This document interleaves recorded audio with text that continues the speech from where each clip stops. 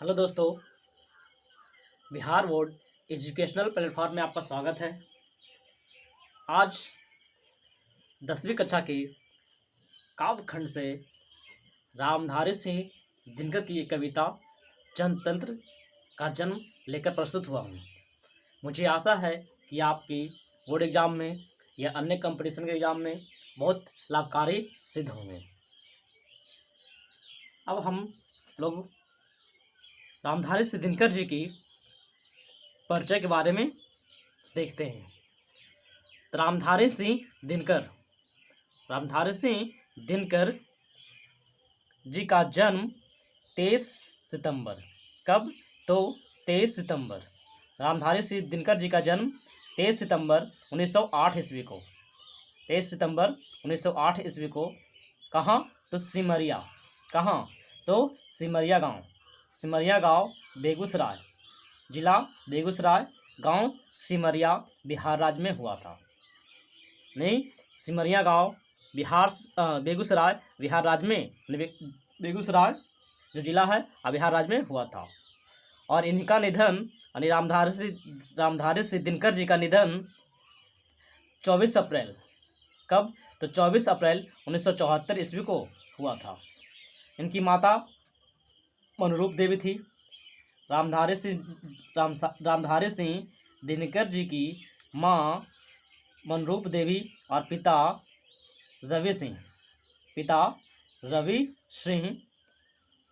थे। और कहा जाता है क्या? रामधारी सिंह दिनकर जी की प्रारंभिक शिक्षा कैसी शिक्षा? प्रारंभिक शिक्षा गांव के आसपास ही हुई थी। और 1928 ईस्वी में रामधारी सिंह दिनकर जी 1928 ईस्वी में इन्होंने मुकामा घाट, कहाँ? तो मुकामा घाट रेलवे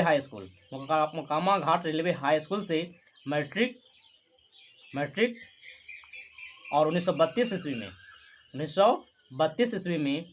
पटना कॉलेज से बीए की पढ़ाई यानी बीए ऑनर्स किए। और रामधारी सिंह दिनकर आगे की पढ़ाई यानी HE school Barbigha, HE school में फिर आपको बरबीघा में प्रधानाध्यापक का काम किए। बरबीघा में प्रधानाध्यापक का वर्ग। फिर आपको जनसंपर्क विभाग में सब रजिस्ट्रार जनता के विभाग में सब रजिस्ट्रार और सब डायरेक्टर। फिर आपको बिहार विश्वविद्यालय से रामधारी सिंह दिनकर बिहार विश्वविद्यालय से हिंदी की प्रोफेसर और भागलपुर विश्वविद्यालय से कुलपति के पद पर रहे। यानी बिहार विश्वविद्यालय में, कहाँ? तो बिहार विश्वविद्यालय में हिंदी के प्रोफेसर और क्या? भागलपुर विश्वविद्यालय में क्या रहे? भागलपुर विश्वविद्यालय में उप कुलपति के पद पर रहे। और दिनकर जी जितने बड़े कवि थे उतने ही समर्थ गद्यकार भी थे। यानी कवि के रूप में भी ऊंचे स्तर पर थे और समर्थ गद्यकार जो गद्य लिखते हैं, गद्यकार भी थे। यानी काव्यखंड के साथ साथ गद्य भी लिखने का काम इन्होंने किए हैं। इनकी यानी रामधारी सिंह दिनकर की भाषा कुछ छिपती नहीं है। रामधारी सिंह दिनकर की भाषा कुछ छिपती नहीं है, सब कुछ उजागर करती है, यानी सब कुछ प्रकट कर देती है। उनकी प्रमुख कृतियाँ यानी रचना यानी रामधारी सिंह दिनकर की कृतियाँ जो है वह क्या है? तो प्राण में भंग, रेणुका, हुंकार, रसवंती, कुरुक्षेत्र, रसीम रथी,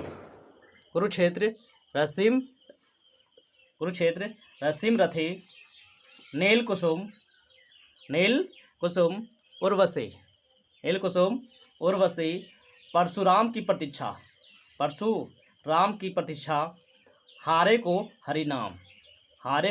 हरिनाम आदि इनकी प्रमुख कृतियां के रूप में देखा जाता है।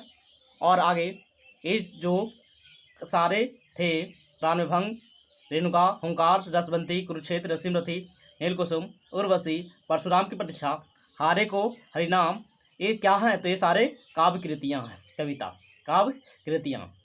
एवं एवं ये सब क्या काव्य कृतियाँ हैं। एवं कवि आगे कहा था क्या? मिट्टी की ओर, आगे रचना जो है वह मिट्टी की ओर अर्धनारीश्वर, मिट्टी की ओर अर्धनारीश्वर, संस्कृति के 4 अध्याय, काव्य की भूमिका, बट पीपल, शुद्ध कविता की खोज,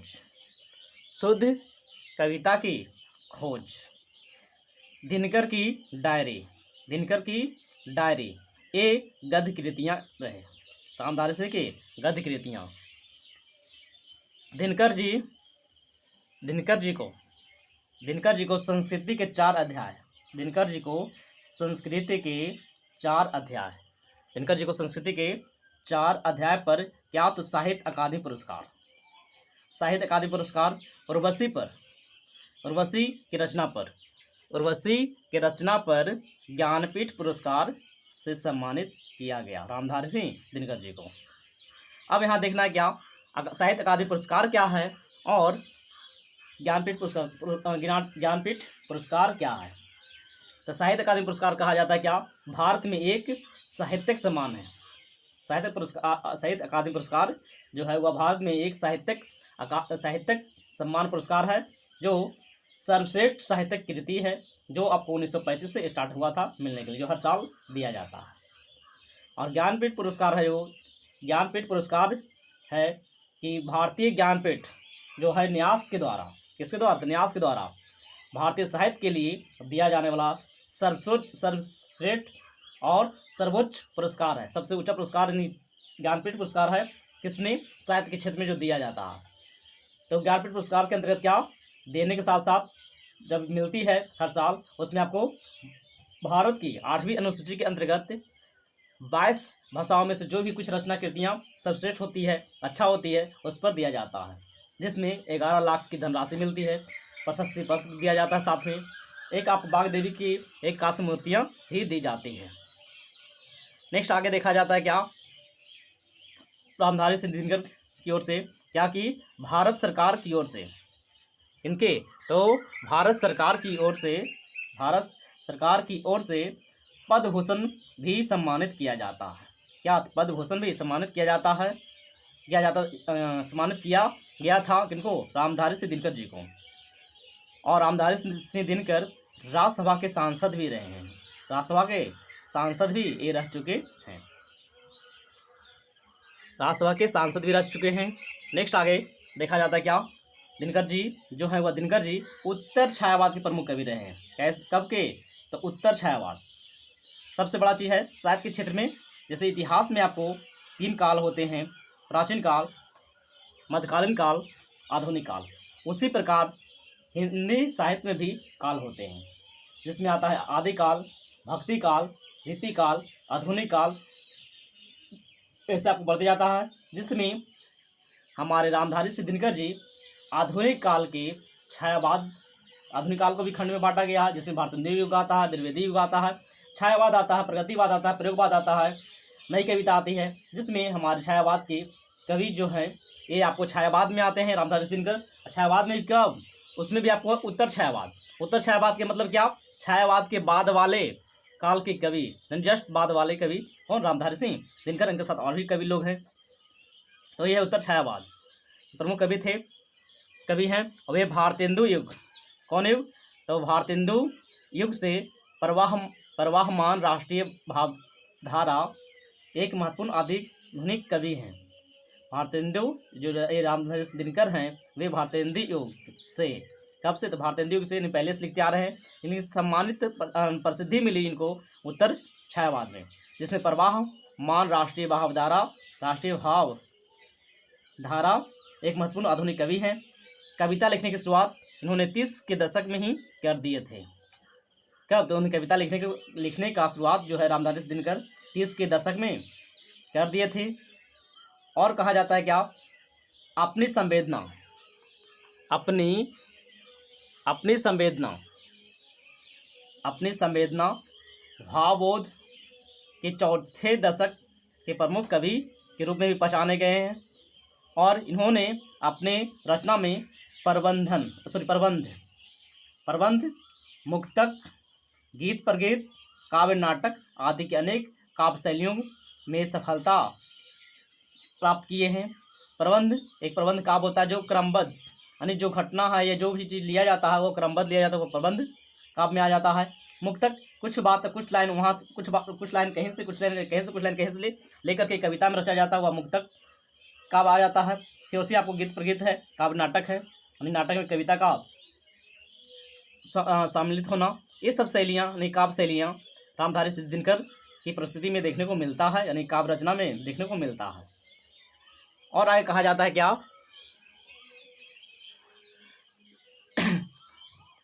प्रबंध काव्य के क्षेत्र में छायावाद के बाद कवियों में उनकी उपलब्धि सबसे अधिक उत्कृष्ट रही है। किसके, प्रबंध काव्य के क्षेत्र में सबसे आगे, यानी छायावाद के बाद जो भी आती है वह छायावाद के कवि में। कब के कवि में, तो छायावाद के कवि में इनकी उपलब्धियां सबसे उत्कृष्ट मिलती है, अच्छा मिलती है। भारतीय और पाश्चात्य साहित्य, यानी भारतीय साहित्य,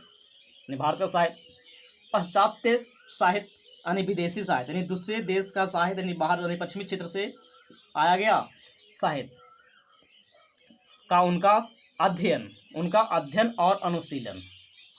अध्ययन जो यानी पढ़ने का जो आता है वो अध्ययन करना, अनुशीलन होता है खोज। अनुशीलन यानी क्या, खोज, यानी अध्ययन करना, उसके प्रति कुछ चिंतन करना, सोच विचार करना, खोज करना, यानी खोज करने के विस्तृत यानी पूरा गहराई से एवं गंभीर है। उनमें इतिहास और सांस्कृतिक परंपरा की गहरी चेतना है। किसमें, अध्ययन अनुशीलन साहित्य, ये भारतीय पाश्चात्य साहित्य। और कहता है समाज राजनीतिक दर्शन का वैश्विक परिप्रेक्ष्य, पूरा विश्व के स्तर पर, संसार के स्तर पर वैश्विक परिप्रेक्ष्य का समझ यानी जानकारी है, यानी समझ उत्पन्न करवाती है। रामधारी सिंह दिनकर साहित्य के स्तर पर रामधारी सिंह दिनकर जो हैं वह साहित्य में अनेक स्तरों पर व्यक्त हुए हैं, अनेक स्तरों पर प्रस्तुत हुए हैं, देखने को मिलता है। इनकी प्रसिद्धि जानी मानी जाती है। ऐसे भी कहा जाता है कि रामधारी सिंह दिनकर ऐसे भी प्रसिद्धि पा चुके हैं और रामधारी सिंह दिनकर राष्ट्रकवि के रूप में भी उभर कर प्रस्तुत हुए हैं। नेक्स्ट आगे हमारी जो कविता है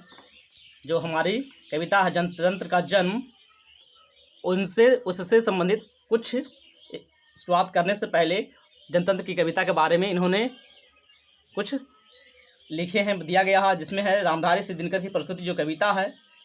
रामधारी सिंह दिनकर की कविता जो है जनतंत्र का जन्म, वह आधुनिक भारत में, यानी अभी के भारत में, यानी आधुनिक भारत में जनतंत्र का उदय का जयघोष कराता है, जयकारा मनाता है। सदियों से यानी सदियों से देसी विदेशी पराधीनताओं के बाद, यानी बाहर देश का दूसरे देश से पराधीनता, दूसरे के अधीन में रहती पराधीनताओं के बाद क्या मिली, स्वतंत्रता की प्राप्ति हुई है, आज़ादी की प्राप्ति हुई है। पहले हमारा देश क्या था, गुलाम था, दूसरे देश में यानी अंग्रेजों के गुलाम था, यानी ब्रिटिश सरकार थी, जो विदेशी सरकार थी, उसके अधीन में हमारा देश था। और है भारत में जनतंत्र की प्राण प्रतिष्ठा भी हुई है, यानी भारत में जनतंत्र यानी क्या, तो भारत में जनतंत्र है क्या, ये पे भी जानना आवश्यक है। जनतंत्र होता है जन प्लस तंत्र, यानी या लोक प्लस तंत्र, यानी लोकतंत्र या जनतंत्र, यानी जनता का शासन या शासन पर नियंत्रण, यानी ऐसा शासन जो देश की जनता के प्रतिनिधियों द्वारा चलाया जाता है, वही है जनतंत्र या लोकतंत्र। कहा जाता है क्या, भारत में कब? तो भारत में जनतंत्र की प्राण की प्रतिष्ठा हुई, यानी देश के लिए कुछ भी करने की जज्बा प्राप्त हुई है, देश की जज्बा प्राप्त हुई है। जनतंत्र क्या? तो जनतंत्र के ऐतिहासिक यानी ऐतिहासिक क्षेत्र में ऐतिहासिक राजनैतिक अभिप्रायों को कविता में किसके माध्यम में, यानी कविता के माध्यम में रामधारी सिंह उजागर करते हुए, कवि यानी रामधारी सिंह उजागर करते हुए एक नवीन भारत यानी एक नया भारत, एक नवीन भारत यानी एक नया भारत का शिलान्यास यानी शुरुआत यानी आरंभिक शिलान्यास सा करते हैं, जिसमें जनता ही, जिसमें क्या? जिसमें जनता ही सिंहासन पर आरूढ़ होने को है, जनता ही सिंहासन पर आने को है, जनता के शासन ही आने को है सिंहासन पे। जो अंग्रेजी शासन है, अंग्रेजी शासन को हटाना है, दूर करना है, और उसमें जनता की भागीदारी होती है। और इस कविता में यानी जनतंत्र की कविता में, भारत का जनतंत्र का जो कविता है, उस कविता में ऐतिहासिक महत्व के बारे में यानी ऐतिहासिक महत्व को दिखाया गया है, प्रस्तुति की गई है। ऐतिहासिक कविता के बारे में दिखाया गया, प्रस्तुति की गई है, जिसमें नेक्स्ट अगला पार्ट में हम लोग रामधारी सिंह दिनकर जी की काव्यखंड यानी कविता क्या? भारत का जनतंत्र लेकर प्रस्तुत होंगे, इनकी व्याख्या चलेगी। मुझे आशा है कि आप लोगों को समझ में आया होगा।